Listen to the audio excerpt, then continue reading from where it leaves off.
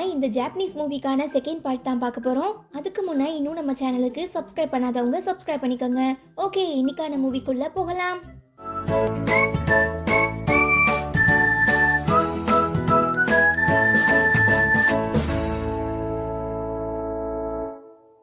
இந்த எபிசோட்கான ஓப்பனிங் சீனில் நம்ம ஹீரோவோட தம்பி அவங்க அப்பா கிட்ட என் ஃப்ரெண்டோட நாய் குட்டி போட்டிருக்கு, அந்த குட்டியை வளர்க்க எனக்கு ரொம்பவே ஆசையாக இருக்குது, ப்ளீஸ் அப்பா பெர்மிஷன் கொடுங்கன்னு கேட்கவும், உன்னால் அந்த நாயை தனியாக பத்திரமா பார்த்துக்க முடியும்னா நீ தாராளமாக நாயை வளர்த்துக்கோன்னு அப்பா பெர்மிஷன் கொடுத்துடுறதுனால தம்பி பையப்பிள்ள பயங்கர குஷியாகிடுறான்.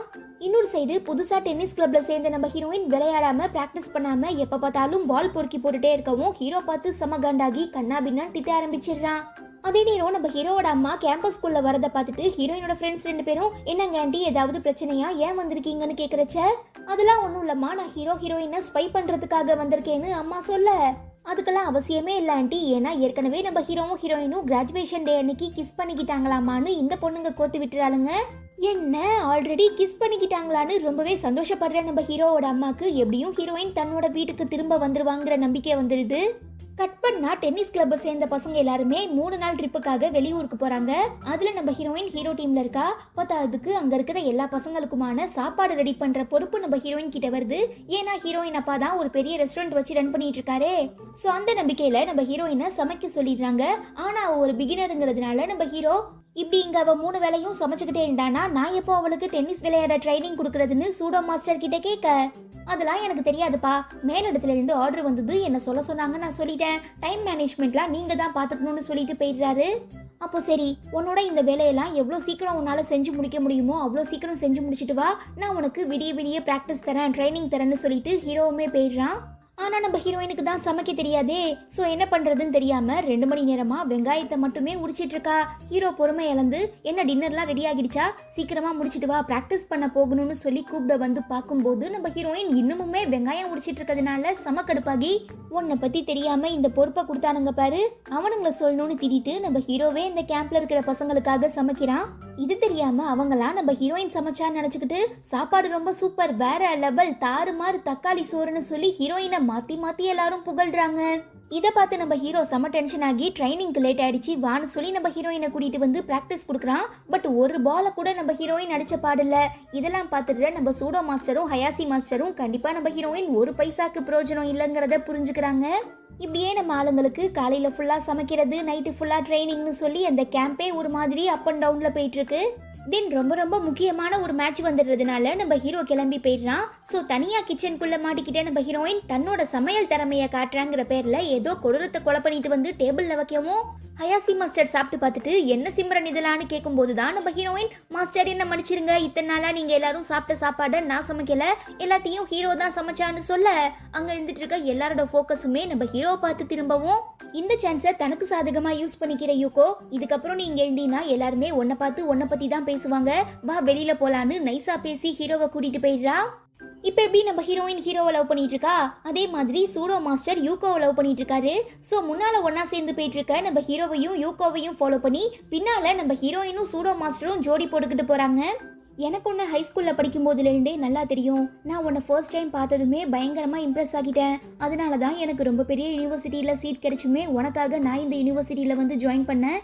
ஒருவேளை நீயும் நானும் லவ் பண்ணி ஒன்றா சேர்ந்தோன்னா கண்டிப்பாக நாம் பார்க்குறதுக்கு ரொம்ப பர்ஃபெக்டான கப்பிள்ஸாக இருப்போன்னு யூகோ சொல்ல, யா கரெக்டு, மேபி இருக்கலாம், பட் இப்போ எனக்கு பொண்ணுங்க மேலே இன்ட்ரெஸ்ட் இல்லைன்னு ஹீரோ சொல்லிடுறான். அப்போ உன்னோட ஐடல் டைப் பற்றி சொல்லுன்னு யூகோ கேட்கும்போது, பார்க்கறதுக்கு ரொம்ப அழகான பொண்ணாக இருக்கணும், புத்திசாலியாக இருக்கணும், முக்கியமாக நல்லா சமைக்க தெரிஞ்சிருக்கணும்னு ஹீரோ சொல்ல, இதை கேட்டுடுற சூடோ மாஸ்டர் அப்போ கண்டிப்பாக அது நீ இல்லைன்னு ஹீரோயினை கலாய்க்கவும், பாவம் நம்ம ஹீரோயின் ரொம்ப சோகமாகிடுறா. யா ஆஃப்கோர்ஸ், எனக்குமே ரொம்ப புத்திசாலியான பசங்களை தான் பிடிக்கும், நீ என்னை பற்றி என்ன நினைக்கிறேன்னு யூகோ கேட்க, அடியே அதை ஏண்டி அவன்கிட்ட கேட்குற, என்கிட்ட கேட்டிருந்தீங்கன்னா இந்நேரத்துக்கு உனக்கு ஓகே சொல்லி கூட்டிட்டு போய் குடும்பம் நடத்திருப்பேன்னு சூடோ மாஸ்டர் சொல்லவும், மாஸ்டர் வாய முடுங்கன்னு ஹீரோயின் திட்டுறா. அப்போ நம்ம ஹீரோ சம்திங் நானு ஆரம்பிக்கும் போது நம்ம ஹீரோயின் ஷாக் ஆகி, இல்ல அதை நீ என்கிட்ட தான் சொல்லணும்னு கத்தவும், டக்குன்னு சூடோ மாஸ்டர் ஹீரோயினோட வாயை க்ளோஸ் பண்ணி அப்படியே அமுக்கிடுறாரு.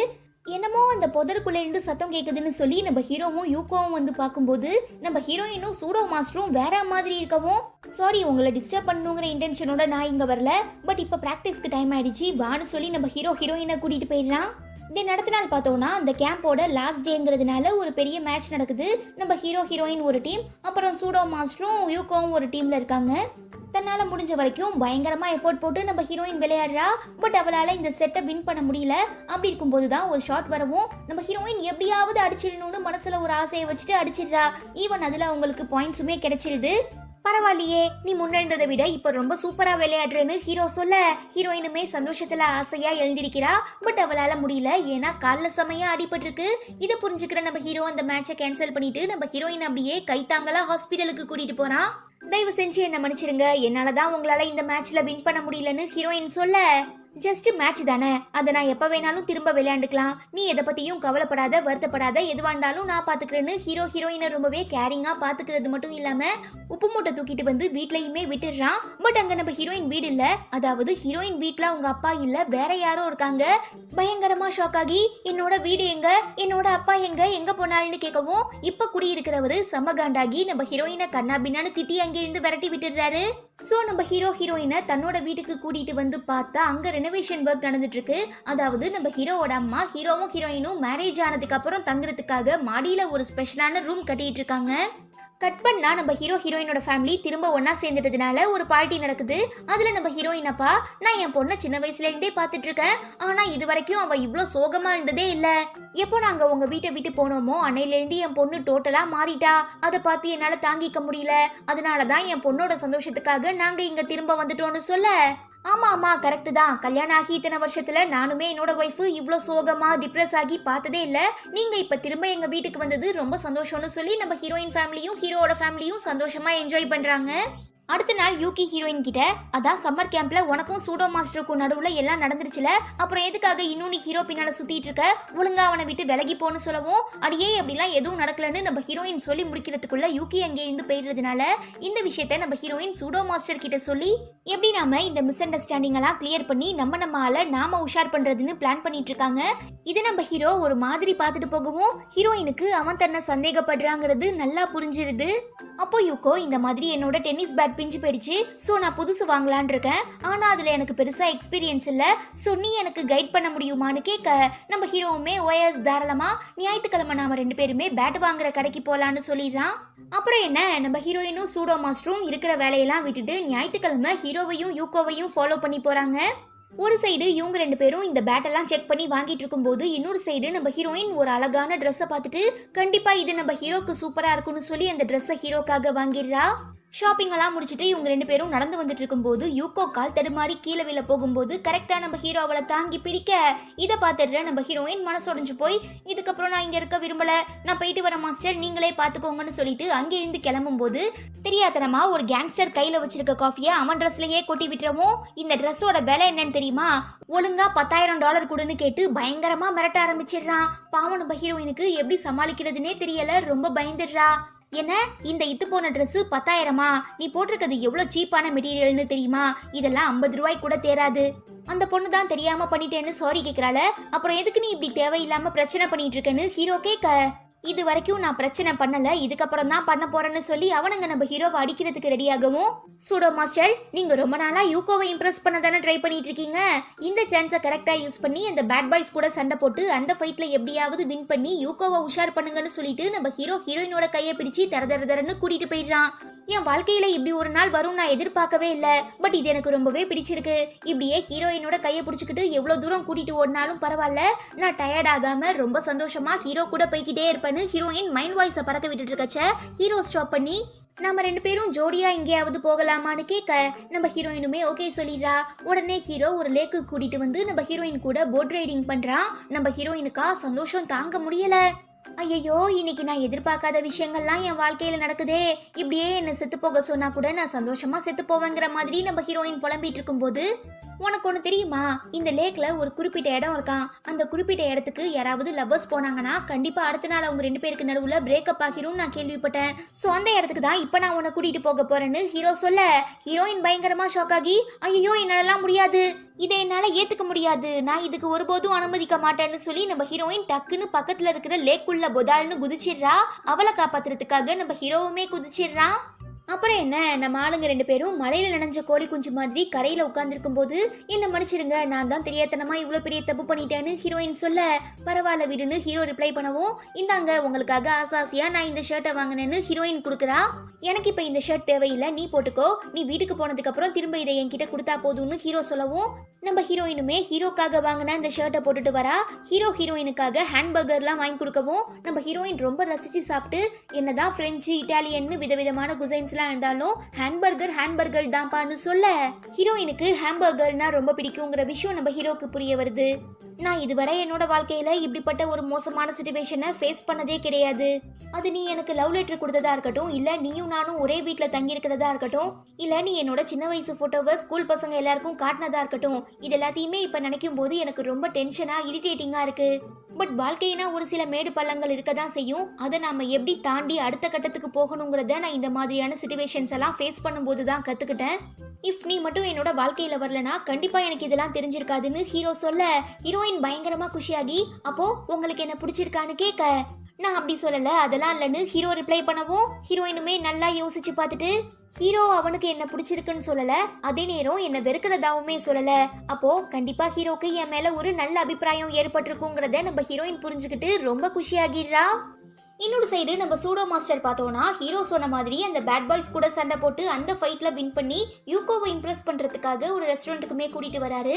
ஆனா அவ இவரை கொஞ்சம் கூட கண்டுக்க மாட்றா. கட் பண்ணா விண்டர் சீசன் ஸ்டார்ட் ஆனதும் நம்ம ஹீரோ தன்னோட பேரண்ட்ஸ் கிட்ட, இதுக்கப்புறம் நான் உங்க உதவி இல்லாம என்னோட வாழ்க்கையை வாழ முடிவு பண்ணிருக்கேன். அதாவது ஜாப்பனீஸ் கல்ச்சரை பொறுத்த வரைக்கும் மோஸ்ட்லி குறிப்பிட்ட வயசு வந்ததுக்கு அப்புறம் பசங்க வீட்ல இருந்து தனியா வெளியில வந்து அவங்களே வேலை பார்த்து அவங்க செலவை அவங்களே பார்த்துப்பாங்க. அப்போதான் ஃபியூச்சர்ல வரப்போற அப்டக்கல்ஸை தடைகள் எல்லாம் தாண்டி அவங்க முன்னேறி மேல போக முடியுங்கிற மாதிரி ஒரு தியரி இருக்கு. ஸோ அதுக்கேற்ற மாதிரி நம்ம ஹீரோ நான் வீட்டை விட்டு போக போறேன்னு சொல்ல, அம்மா அப்பாக்கு அவனை தனியா விட மனசு இல்ல, இருந்தாலும் தான் பையனோட ஃபியூச்சருங்கிறதுனால சரிப்பா பத்திரமா போயிட்டு வான்னு அனுப்பி வச்சிடுறாங்க. பாவம் நம்ம ஹீரோ இப்ப எங்க இருக்கான், என்ன பண்ணிட்டு இருக்கான், எப்படி வாழ்றாங்கிற எதுவுமே தெரியாம ரொம்ப அப்செட்டா இருக்கிற நம்ம ஹீரோயினை பார்த்து சூடோ மாஸ்டர், ஹீரோ எங்க பார்ட் டைமா வேலை பார்த்துட்டு இருக்காங்கிறது எனக்கு தெரியும், வா நான் உன்னை கூட்டிட்டு போறேன்னு சொல்லி நம்ம ஹீரோ ஒர்க் பண்ணிட்டு இருக்க ரெஸ்டாரண்ட்டுக்குமே கூட்டிட்டு போறாரு. நம்ம ஹீரோயினை பார்த்துட்டு ரொம்ப இரிட்டேட் ஆகிடுறான். பாவம் அவனால எதுவும் சொல்ல முடியாது, பிகாஸ் நம்ம ஹீரோயின் கஸ்டமர் ஆச்சே. இவன் என்னன்னா நம்ம ஹீரோக்காக அந்த ஹோட்டல்ல இருக்கிற எல்லா ஃபுட்டையுமே ஆர்டர் பண்ணிடுவா போல. அந்த அளவுக்கு லிஸ்ட் பெருசா போயிட்டே இருக்கு. இப்படி உங்க 2 பேருக்கு நடுவுல கொளுத்தி போட்டுட்டு நம்ம சூடோ மாஸ்டர் என்னன்னா ஜாலியா குளிர் காஞ்சிட்டு இருக்காரு. அதாவது நம்ம ஹீரோயின் ஆர்டர் பண்ண எல்லா ஃபுட்டையுமே அவரு தான் சாப்பிட்டுட்டு இருக்காரு. சரிங்க மாஸ்டர், இப்ப ஹீரோ எங்க வேலை பார்த்துட்டு இருக்காங்கிறது எனக்கு தெரிஞ்சு போயிடுச்சு, அப்படியே அவன் எங்க ஸ்டே பண்ணிருக்காங்கிறத சொன்னா நல்லா இருக்கும்னு ஹீரோயின் கேட்க, அதெல்லாம் எனக்கு தெரியாதுன்னு சூடோ மாஸ்டர் ரிப்ளை பண்ணிட்டு இருக்கச்ச, காஃபி வைக்கிறதுக்காக யூகோ வரா. ஹீரோயின் பார்த்து ஷாக் ஆகி, நீங்க என்ன பண்ணிட்டு இருக்கன்னு கேட்க, சூடோ மாஸ்டர் தான் என்ன இங்க வேலைக்கு சேர்த்து விட்டாருன்னு சொல்லிட்டு யூகோ போனதுக்கு அப்புறம் தான் நம்ம ஹீரோயினுக்கு சூடோ மாஸ்டரோட பிளான் என்னங்கிறதே புரிய வருது. அதாவது இப்ப நம்ம ஹீரோ வேலை பார்த்துட்டு இருக்க அதே ஹோட்டல்ல யூகோவை வேலைக்கு சேர்த்து விட்டா இவரும் சைட் அடிச்ச மாதிரி இருக்கும். அதே நேரம் நம்ம ஹீரோவை பாக்குறதுக்காக வர நம்ம ஹீரோயினை தான் சாப்பிடுற எல்லா சாப்பாடுக்குமே பில் பே பண்ண வச்சிடலான்னு பிளான் பண்ணி தான் இந்த வேலையை பார்த்திருக்காரு. இதனால காண்டாகிடுற நம்ம ஹீரோயின், யோ சூடோ மாஸ்டர் நீ பயங்கரமான ஆளா இருக்க, இதுக்கப்புறம் என்னால உன் கூட கூட்டணி வச்சுக்க முடியாதுன்னு சொல்லி அவர் சாப்பிட்ட சாப்பாட்டுக்கு அவரையே பில் பே பண்ண சொல்லிட்டு ரொம்ப கோவமா வெளியில வரச்ச, நம்ம ஹீரோயின் ஆர்டர் பண்ண டீ எடுத்துட்டு வர நம்ம ஹீரோ, இந்தாங்க மேடம் குடிச்சிட்டு போங்கன்னு சொல்ல, இல்ல இப்ப எனக்கு வேணா, நான் நாளைக்கு திரும்ப வருவேன், அப்ப எனக்கு இந்த டீயை சூடு பண்ணி தாங்கன்னு ஹீரோயின் ரிப்ளை பண்ணவும், அந்த ஸ்கீம்லாம் எங்க ஹோட்டல்ல இல்ல மேடம், அப்புறம் நான் இங்கதான் வேலை பாக்குறேங்கிற விஷயத்த தயவு செஞ்சு எங்க அம்மா அப்பா கிட்ட சொல்லிடாத, ஒரு வேலை உங்களுக்கு தெரிய வந்துச்சு நான் உன்னை சும்மா விட மாட்டேன்னு ஹீரோ மிரட்டுறான். ஹீரோயினுமே ஓகே நான் கண்டிப்பா சொல்ல மாட்டேன்னு சொல்லிட்டு போனவ பேசாம போகாம டெய்லி நம்ம ஹீரோவை சைட் அடிக்கிறதுக்காக அந்த ஹோட்டலுக்கு வந்துடுறா. அவ்வளோதான், இதோட இந்த எபிசோடுமே முடியுது. இந்த எபிசோடு உங்க எல்லாருக்குமே பிடிச்சிருக்கும்னு நினைக்கிறேன். பிடிச்சிருந்தா மறக்காம லைக் பண்றது மட்டும் இல்லாம நம்ம சேனல் வீடியோஸை உங்க ஃப்ரெண்ட்ஸ் அண்ட் ஃபேமிலி கூட ஷேர் பண்ணுங்க. அண்ட் உங்க எல்லாரையும் நான் ரொம்ப சீக்கிரமா அடுத்த எபிசோட்ல மீட் பண்றேன். Until then it's bye from Afi and stay tuned with Spectre of Fantasy.